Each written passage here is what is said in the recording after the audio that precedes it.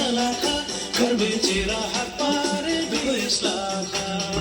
20 लाखले 20 महिना मोज गर्यो बिहे पास्ने वर्तमान भोज गर्यो 20 लाखले 20 महिना मोज गर्यो बिहे पास्ने वर्तमान भोज गर्यो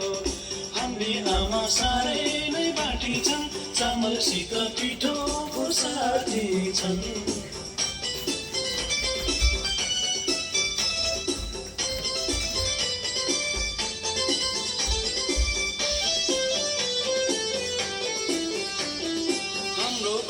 काठमाडौँ बासिन्दा 100 मुरी धान भर्थे सालिन्दा